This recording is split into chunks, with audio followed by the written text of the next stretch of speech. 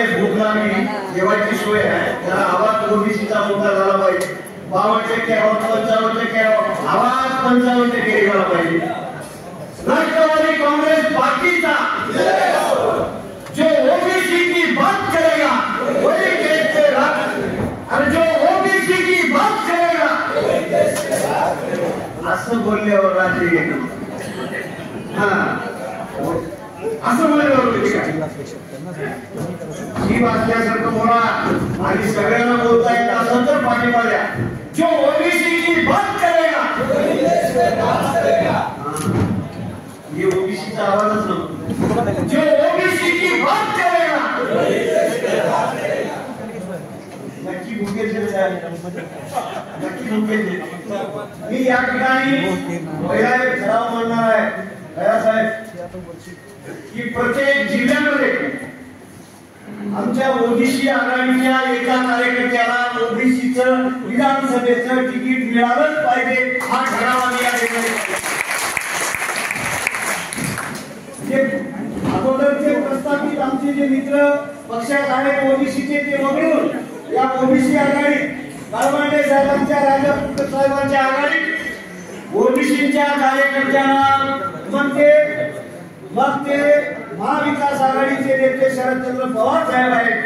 त्यामुळे शिवसेना असेल, काँग्रेस असेल, राष्ट्रवादी काँग्रेस असेल, शरद पवार साहेबांची या सगळ्या पक्षांना एक तिकीट विधानसभेत प्रत्येक जिल्ह्यात दिलंच पाहिजे असा आम्ही या ठिकाणी ठराव करतो. दुसरं स्थानिक स्वराज्य संस्था, जिल्हा परिषद, पंचायत समिती, नगरपालिका, महानगरपालिका या ठिकाणी कोर्टाचा निर्णय ओबीसीच्या राजकीय आरक्षणाचा काही हो आपल्या पक्षाची वयासाहेब भूमिका असली पाहिजे. 27% नाही, आमचा पक्ष ओबीसीला 30% आरक्षण देणार असा आपल्या पक्षाला निर्णय करावा अशी विनंती या आम्ही बैठकीत करत आहोत. या गीता आम्ही ठराव करत आहोत. मंजूर आहे? मग जोरात टाळ्या वाजवा जरा तेव्हा भयासाहेब हे जोरात बोलतात आता बिघडले ओबीसी म्हणून. इथं काही विषय झाला साहेब बोलताना एक आमचा व्यापारी आला, गावामध्ये सगळ्यांनी बहिष्कार टाकला मराठा ओबीसी वाद. मला त्या विषयावर बोलणं आवश्यक आहे कारण उद्या निवडणूक आहे. आमचे ओबीसीचे हे सैन्य गावागावात गेल्यावर यांना बोलावं लागते, सगळ्या प्रश्नांना उत्तर द्यावं लागते, समाजापुढे जावं लागते. मित्र हो, हे ओबीसीचं भांडण लावलं कोण? फडणवीस मधात, एका बाजूला अजितदादा आणि एका बाजूला एकनाथ शिंदे साहेबांनी छत्रपती शिवाजी महाराजांची शपथ घेतली ओबीसीतून आरक्षण देतो म्हणून. ते फडणवीस साहेब दुसरा हात अजितदादाला लावून दिलं तुम्ही भुजबळ साहेबाला पाठवा आणि ओबीसीचे मेळावे चालू करा. दोन्ही एकच करा. आपण बघितलं पाहिजे या देशामध्ये या जगामध्ये दोन्ही डोळ्यांना आंधळा असलेल्या माणसाचा कधी ऍक्सिडेंट झालाय का? मला कळवा. 100 रुपये बक्षीस मिळवा. दोन्ही डोळ्यांना आंधळा आहे, त्याचा ऍक्सिडेंट झाला नाही. आम्ही दोन्ही डोळ्यांना उठले आहोत. आमचे रोज ऍक्सिडेंट होतात. या आझादी मिळाली तसं, स्वातंत्र्य मिळालं तसं आमचे ऍक्सिडेंट होतात. आमचे डोळे उघडे पाहिजे, आमचे कागद तयार पाहिजे. एक पाय आमचा आमच्या कुटुंबात, आमच्या संसारात, आमच्या शेतात आणि एक पाय आपला राजकारणावर, समाजकारणावर, दिल्लीवर आणि मुंबईवर असला पाहिजे. एक डोळा मुंबई आणि दिल्लीवर असला पाहिजे, तरच तुम्ही जगू शकाल. हे लक्षात असणं आवश्यक आहे मित्र. हे लावून दिलं म्हणजे पण लोकांनी टाळून दिलं. त्यांनी मराठवाड्यामध्ये जाणून बुजून मुद्दाम बीड आणि परभणी येथे ओबीसी आणि मराठा वाद लावण्याचा प्रयत्न केला, पण जनतेने तो हाणून पाडला. यशस्वी झाला नाही.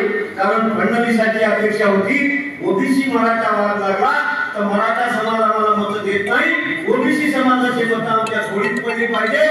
ओबीसी आमचा डीएनए आहे म्हणणाऱ्या फडणवीस त्याचा मी जाहीर निषेध करतो. त्यांना 46 जागी ओबीसीचे मत लुटायचे होते म्हणून ते ओबीसी म्हणत होते. पहिले हिंदू म्हणून आले, हिंदू लुटले. आता ओबीसी मराठा वाद लावताय. धनगर समाजाला 15 दिवसात पहिल्या मीटिंग मध्ये म्हणले सोडून दिलं, दुसऱ्या बारीला निवडून आलं की त्यांनी मराठा समाजाला आरक्षण मूक मोर्चे, ते मुख्यमंत्री होते, मूक मोर्चे कशासाठी?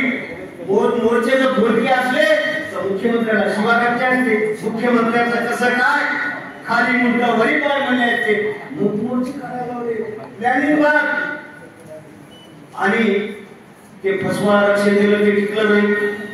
आता जे ओबीसीचं आरक्षण तुम्हाला भीती आहे, तुम्ही सांगा गावागावामध्ये सरकार किंवा कुठलाही पक्ष या राज्यातला त्यांना ओबीसीतून मराठा समाजाला आरक्षण देण्याच्या मानसिकतेत नाही आणि मिळवू शकत नाही. असा ओबीसीला आपला विश्वास असला पाहिजे, देण्याची मानसिकता नाही. ही पक्षाची भूमिका आहे की नाही साहेब?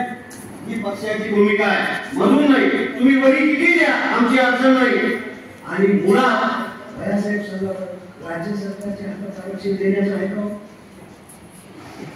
मग खरं का बोलत नाही? बापू आमच्या हातात नाही, चला दिल्लीला जाऊ, सरकार त्याचाच बापू बसलाय तिथं. ते नंबर 1 चा झूट प्रचार मंत्री, झूट प्रचार मंत्री, रोज 9 घंटे झूट काय बोला आणि 9 घंटे झूट बोलाय घालणारा माणूस.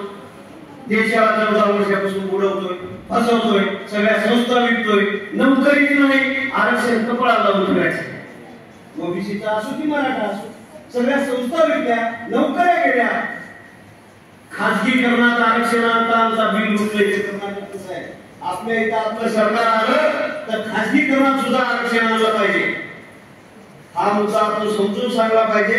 कारण गावागावामध्ये आमचे छोटे समाज, बलुतेदार, आलुतेदार, सुतार, कुंभार, लोहार, बारीक, वळटी, बारीक बारीक समाज आहे. पहिल्यांदा आपण समजून घेतलं पाहिजे. ओबीसी वेंकटे साहेब म्हणले की ओबीसी मंडळापासून आला, तसं नाही साहेब. संविधानामध्ये 340 कलमाची तरतूद आहे. 340 कलमाच्या तरतुदीला कालेकर आयोगाच्या ठरावाला त्याच्या याला बाजूला फेकल्या गेलं.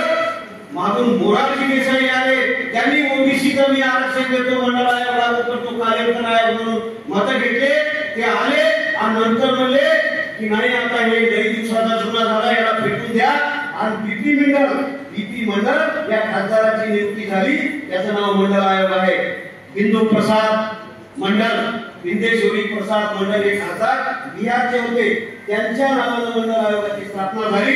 त्यांनी 2-2.5 वर्षे फिरून तो मंडळ आयोग सादर केला. त्याच्या 2च कलमा लागू झाल्या. 98 शिल्लक आहे. नोकरी आणि तुमच्या त्याच्यातलं आरक्षण तुम्हाला मिळालंय. बाकी आरक्षण मंडळ आयोगाचं नाही, खासदारकीत नाही, आमदारकीत नाही, मिळालं नाही. त्या घटना दुरुस्तीमुळे तुम्हाला इथं म्हणलं ह्याच्यात मिळालंय. कशामध्ये? स्थानिक स्वराज्य संस्थेमध्ये. पण मंडळ आयोग लागू झाल्यामुळे नाही. म्हणून हे समजून घेतलं पाहिजे. आता हे लाडकी बहीण योजना, हे भाऊ नवा, हे भाऊ आहे, भाऊ बहिणीला सांगतो, हे भाऊ आहे की भाऊ आहे? हे भाऊ आहे. आणि हे निवडणूक रेवडी बहीण आहे, निवडणूक रेवडी. हे रेवडी वाटप करतायत ना.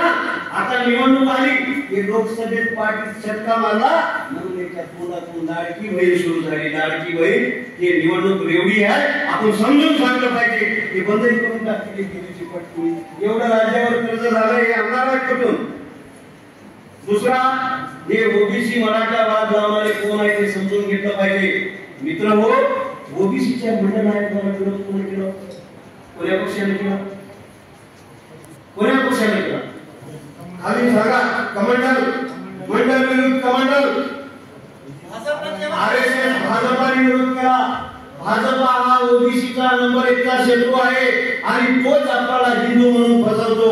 ओबीसी म्हणत नाही. आणि ओबीसी म्हणजे साहेब शेतकरी आहे. ओबीसी शेतकरी आहे. आणि भैया साहेब महत्वाचं सांगतो, ओबीसी हा भाजपचा कणा आहे. कणा मोडायचा असं तर आपल्या पक्षाला ओबीसीला जवळ करणं अत्यंत गरजेचं आहे. भूमिका शाहू महाराजांची भूमिका, शिवाजी महाराजांची भूमिका घेणारे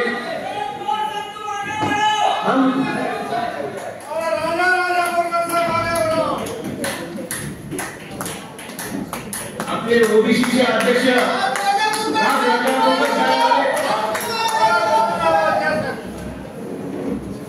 त्यांच्या गाडीला हे आपल्या सगळ्यांच्या आशीर्वादाने आपल्याला आपल्या पक्षासाठी आज इथं उपस्थित झाले. आपल्यामध्ये त्यांच्या गाडीला काहीतरी लातूर अपघात झाला, पण ते त्याच्यातून बचावून आपल्या सगळ्यांच्या आशीर्वादाने ते आपल्यामध्ये उपस्थित झाले. त्यांचं सरा मनापासून धन्यवाद देऊन आपण सर्वांनी टाळ्या वाजवून त्यांचं स्वागत करा.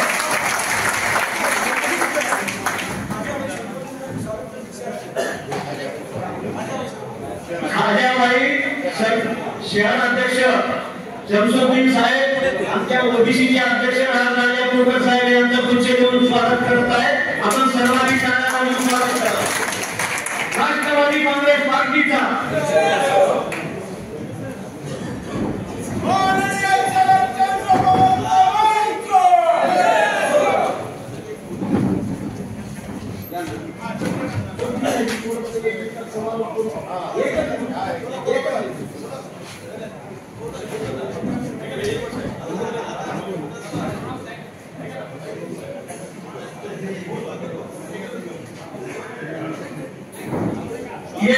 एक मी उदाहरण देतो. या महाराष्ट्राला हे 3 कोले नसले. आता मी विषय सोडून एक उदाहरण देऊन माझं बंद करा. कोले कसे नसले? एक म्हातारी बाई होती, बिचारी तिला कोणी वारस नव्हता. तिच्या अंगणामध्ये बोरीचं झाड नाही. अंदाज आहे. आणि ते बोरीचं झाड होतं, बोरं पिकलेले, झोपड्याचं वाण, आपलं दरवाजा पत्राचा लावलेला, पुराचा दरवाजा,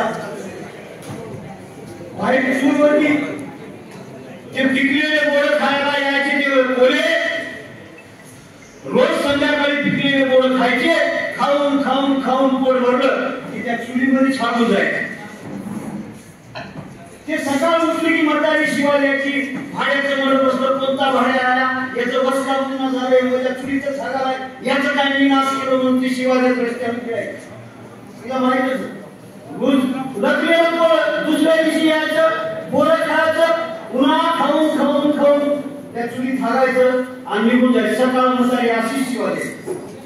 म्हातारीला म्हटलं बोलत कोण आहे बरोबरली, आणि त्या फाटक्या पत्राच्या सांगीतून बोलली एका दिवशी त्याचे बोलं खायला खाऊन चुलीत हाराले. तुझी बाप तो उद्या फाड्या म्हणली. आणि ते गुंतानं चुलीत तापलं घातली, गुंतानं चुलीमध्ये घातली, लाल धून केली आणि ते लाल धून गुंतानं चुलीवर ठेवली. भायासाहेब त्या म्हातारीनं चुलीवर ठेवली, गुंतानं लाल धून करून ते कोलं नसलेलं बळत आलं. रोज आल्यासारखं खालं बोलत आणि चुलीवर हातायला गेले. कोणी चरपड्या बसला की को करीत लागलं पळायला. एक लातूरला पळालं, एक साताऱ्याला पळालं, एक बारामतीकडे पळवायचं. आपल्या मग ते म्हातारी काय म्हणली पाहिजे, अरे कोले दादा एक रे माझे बोरं पिकले म्हणली म्हातारी. नको आजीबाई माझे टिरू शेकले म्हणजे या सगळ्या कोल्यांचे उद्या विधानसभेत टिरू शेकले पाहिजे आणि महाविकास आघाडीचं सरकार आलं पाहिजे. एवढं तुम्हाला विनंती करतो. इथं थांबतो. धन्यवाद. जय ओबीसी, जय महाराष्ट्र.